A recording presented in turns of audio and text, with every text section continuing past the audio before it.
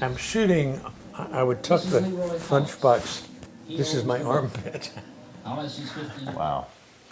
A never-ending amount of corruption and personal self-dealing, huh? But I used to say, without these people, I wouldn't have a job. People like us will never be out of work. Right? That's right. I guess so. What do you think made the best characteristics that made you That helped successful? me be a better reporter. Yeah. Well, I think knowing I wanted to do this, I knew also at a very young age I was going to be a reporter. Started a high school, a grammar school newspaper in the third grade. So that I just knew that this is what I wanted to do. And one of the things that I get asked is, what was the spark inside of you? There was a moment, let's be honest, the amount of people in this world who care about justice and facts and exposure, what is that Probably thing? my father's extreme sense of honesty. And what did he think of your career? What did he think of what you did? He was also concerned that I was going to get killed. Really? Yeah. Like all the good people in your life. I blame the deterioration of American news media largely on a very few corporations owning the news media. Mm-hmm. You probably have the figure. I've lost it. Something like 5 corporations own the majority of all American media now. Something like that, yes. Yeah. And in the publicly held corporation, the ethic is we must make profits for the stockholders. Right. And if investigative reporting is going to interfere with the profit, with the bottom line, then we ought not to do that. Mm-hmm. Well, but when did that happen? I'm not sure when this. It seems to me that the corporate takeover of American media really began about 35, 40 years ago. Mm-hmm. In the 80s, 70s and 80s. Maybe earlier, 70s. But the tradition in America was a locally owned newspaper. Yeah. Where it was usually a family-owned newspaper, passed from one generation to another. And they realized that it was their job to keep government operating as it should. And when government failed to do that, when there was corruption, when there was inefficiency, they thought it was their role in this society as we know it for them to expose that. And that was the real nest in which investigative reporting was born. Mm-hmm. Of course, many of them didn't do that. Mm-hmm. Many of them became part of the local culture and would not report when government was corrupt or inefficient. And it almost seems like the people these days have become, they've sort of sold out, to borrow a phrase. The people, which people? Well, people in media, they don't. Is it they're afraid? Is it the boss's fault? The lack of ability to spend resources to go on the site to do the story? What's the issue? Well, if the boss says that's going to be too expensive, we can't do that. If the boss says we can't afford to have a full-time investigative reporter, that's the first factor. But my real worry is that we are going now into the second or maybe third generation of journalists who have never seen real reporting. And if we go another generation, will anybody even remember what we're talking about? Yeah, they're protesting. They're shutting people down. Speakers. I mean, not something we've talked about, but what do you make of that whole episode, which is sort of a newly... I want to go up on stage and say, don't you realize what you're doing? Yeah. You claim that you like the idea of free association of ideas, debating ideas, and you won't let it happen. Yeah. What's your real motive? I would say to them. And what do you think it is? Well, you feel like you've accomplished something if you go out and raise hell. Yeah. If you shut it down. But this is like, there's a statistic saying that 40 to 50% of young people don't even believe the First Amendment is a good thing. Oh, I know. They say it. At Berkeley, they were interviewing a guy, or at Utah, when this kid named Ben Shapiro spoke. Whatever you think of his ideas, they said, well, the First Amendment allows him to speak, and the kid said, I don't care about the First Amendment. So how do you change that zeitgeist? Because this is the question I get asked. Well, I think public education has failed us. Okay. I think civics classes have failed us. They have not passed along this idea that in a true democracy, all ideas may be discussed, debated, and put out on the table. There are some people now who say, no, no, that's a bad idea. We don't want that idea. Don't want it on my campus. Well, how do you know it's bad if you don't hear it? Yeah, that has been a major sea change. I had to have a constant supply of people that I could send in to ask or to do the things that I would have done myself, but I was too recognizable. How did you find those people? They were secretary of the newsroom. It was Oh, whoever. Where was that? It was Louisville. I did extensive surveillance on one little group of gamblers. They would meet every morning for breakfast at the boss's house, and then they would split, and each employee would make a route to run.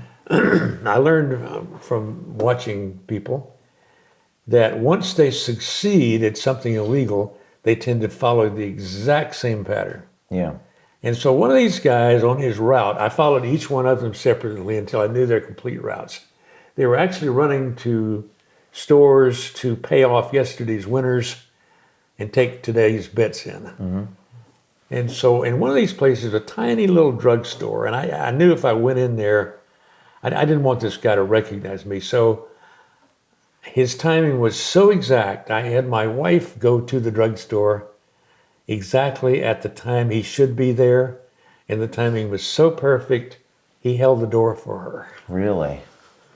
So these guys are pretty organized, disciplined in how they do what they do. Very disciplined. Yeah. And part of their success is learning a pattern, and once you learn it and it works, always keep repeating it. Let's keep doing it. You say that the people say that you're lying, using deception, and you argue that no, sometimes you have to use deception to get to the truth. I don't think you can walk into an illegal operating joint. I don't think you can walk into a store that is fleecing its customers and say, "Hi, I'm from the local newspaper. Why are you fleecing your customers?" But the Society of Professional Journalists and the journalism schools and the leaders of the journalism community say these are the rules, these are the patterns you need to follow. You exhaust all other methods. You have to identify yourself as a member of the local TV station. What I do you say to disagree them? with that. If I am going to report accurately how this business treats its customers, I must send a customer there to see how they're treated. I may be the customer, my secretary may be the customer, my wife may be the customer, whoever. But I cannot accurately report what this business is doing with its customers unless I watch them do that. So it sounds like you're not deceiving your audience. That's No. the key distinction. Oh no, no. I think my target is not aware that the person he is dealing with represents me as a reporter. If he did, he wouldn't try to rob the target. The target wouldn't try to rob Wouldn't try to do this it. customer. And there's no ethical problem in your mind through using that type of deception? For me, accuracy and truth are more important than concerns about that. Explain what you mean by that. I mean that I cannot report accurately what you are doing if you know I am a reporter. If you don't know I'm a reporter, if you think I'm a customer, Yeah. then I can accurately and truthfully report exactly how you treated me. So the accuracy in reporting to your audience is more important than the means of how you identify yourself. To me, accuracy and truth That's the key thing. are the absolute standard for reporting. Right. And do you think that some journalists, when they do identify themselves as a reporter, they don't get the accurate responses. They don't challenge the responses. You cannot get an accurate picture of somebody who's doing something illegally or unethically if they know you're a reporter. For me, it's really hard to draw an absolute line that applies to all cases. And in real life, all of these are decided one case at a time. where you decide that I will push the envelope because this is such a bad guy. I will see how close I can get to the edge. The FBI also taught me to never start the car with the door closed. Why is that? Because if the door is closed, the bomb will kill you. If the door is open, it'll blow you out of the car. Really? So does that, so you actually followed the advice? Oh, yes. Did you ever fear for your life during this type of war? Early in the game, I decided if you're going to be an investigative reporter, you can't do it constantly looking over your shoulder. Okay. So you do things as safely as you can, and then don't worry about it. You control the controllables, and you don't worry about the things you can't. In that investigation we did of the corrupt deputies in the sheriff's department at the Herald, that was the only time I ever had a gun nearby. I kept a gun in my car, a pistol. I was living in a new house with a vacant lot next door. It was a perfect place for me to be ambushed. And I didn't have a remote door opener on the garage door. So I would get out of the car every night with a pistol in my hand to open the garage door and then drive in. Anyone ever take a shot at you, or anyone ever? I consider myself really lucky. The easy way out in all of this is just to look the other way. I know that's going on. I don't want to know about it.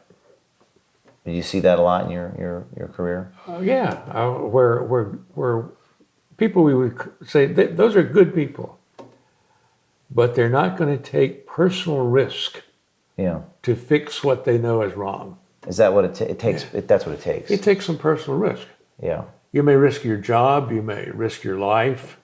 If the corporate ownership is unwilling to take risks, usually financial risks, then the media will not take them either, because the corporate owner controls really what winds up in the newspaper or on the air. American Pravda by James O'Keefe. Adventure, betrayal, truth. Order today at AmericanPravdaBook.com.